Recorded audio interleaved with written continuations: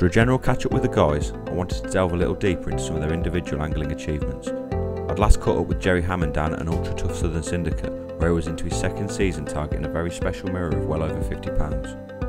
A couple of weeks prior to this trip, Jerry had achieved that goal and bagged the big mirror known as the Half-Lin. This is the story of that capture. Well, for those of you that saw the last little get together I done with Trakker, and we filmed my mindset on big carp fishing, I'd just like to bring you a bit more up to date with how it all went and how it all ended over in Vinnetrow. After we last spoke, I carried on in the same kind of area on the lake. The end of the lake I was fishing was very, very weedy, and I just felt that the fish were sort of still using this as their cover and their areas that they were really happy to be in and obviously feeding. Each session that I got down on the Monday morning, I'd get down really early. I'd sort of aim for one of them areas, hopefully trying to get in a swim that I'd fished previously, if at all possible. A few more anglers were turning up on the lake, so it was getting a bit busier. So it's very hard to sort of, get a swim every week, but you sort of try your hardest to sort of try and get something going. I concentrated in the sluice for quite a while. It's the corner of the lake.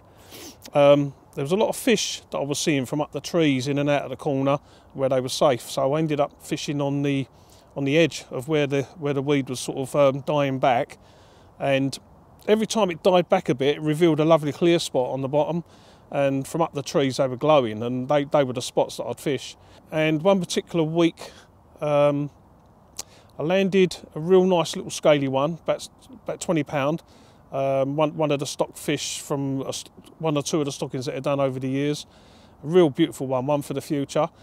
And I ended up losing one from a swim opposite the sluice in that same area in the weed.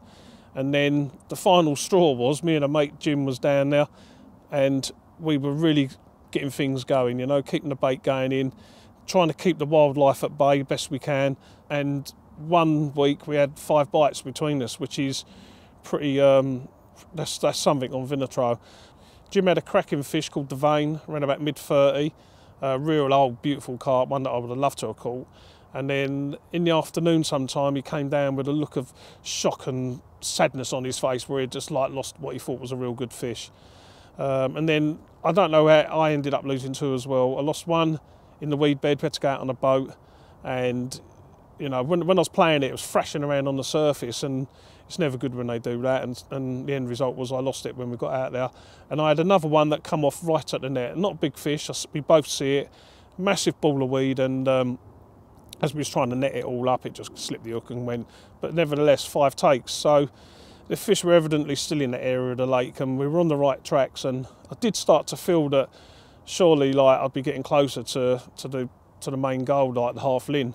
Either me or Jim, either one of us, because we were both putting in maximum effort. Anyway, I got down on one of the trips after the loss of all the fish, with a few more anglers on the lake. I opted for a swim called the first nod, and yet again fishing in a big weedy part of the lake.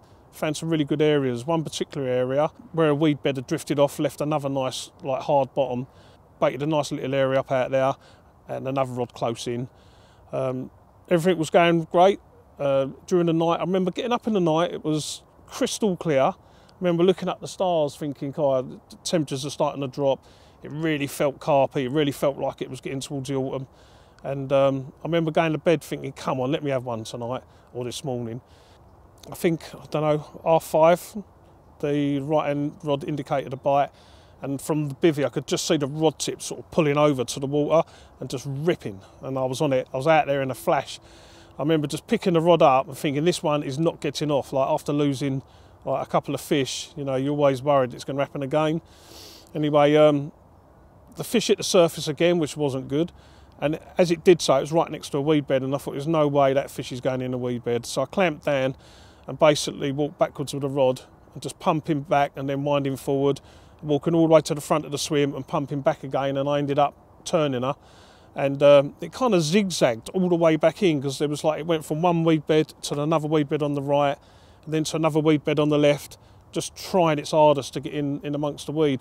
A couple of times it kind of said I'm going anyway, and it more or less flat rodded me, and I had to let it take a little bit of line.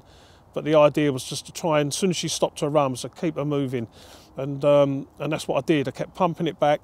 And I don't know, 30, 40 yards out, I see a roll. At first, I thought it was a fish I'd caught before, the 8 and 10s. It had big shoulders, but deep down, I kind of had a funny feeling it was and it all just went so perfectly. I mean, a little bit of weed over it in the margins sort of slowed up its fight, and she went in the net, and I just couldn't believe my eyes when I looked in there, and there she lay, the Half-Lin.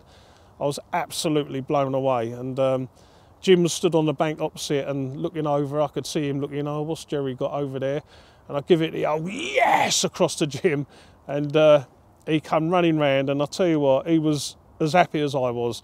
He gave me a big cuddle, well done, son. It was brilliant, mate. It was so good to have him there because we worked hard between us. It was just one of those moments that I never forget. A couple of the other lads were about, so everyone came round, and we sorted out some extra mats and goalkeepers and photographers and what have you. Got everything ready, and it was just such a brilliant moment to share with all my mates from over there. I'd met some really good lads over there, and that was as important as catching the fish, to be honest. And and she weighed in at a new PB, 54.14, so a tad under 55, new PB for me, and one happy angler. And I keep looking at some of the little clips and videos and shots of the fish, just can't believe it, it's still not sunk in. The Half-Lin was mine, and that was a day for celebrations. But the thing was, once my swim was deserted and everyone went off back to work and back to their swims, I was kind of left there on my own with the rods in, and we'd booked a table in the pub up the road that night. And I was right looking forward to just literally getting on it and celebrating. Normally I'd pack my bags and pack my gear up and I'd be home like a rocket, but these lads were important to me, and I wanted to spend that time and share that moment with them. And we ended up, I had to wait till I think we left at 4:30, but we weren't due for it. We had a table booked at 6:30. So as you can imagine, I waited all day long for them to turn up so we could go to the pub. It was quite hard going, I must admit, but fantastic evening with proper lads, proper anglers, absolutely made up. I was made up. And that kind of finished my time on Vinnetrow. And I'm sitting here now on the bank, just sort of thinking I'm chilling out. I've got a couple of months till I'm off to India. So I'm going to try and target I'd love to catch another big one before the winter sets in. And then I'll be on to new horizons come the spring next year.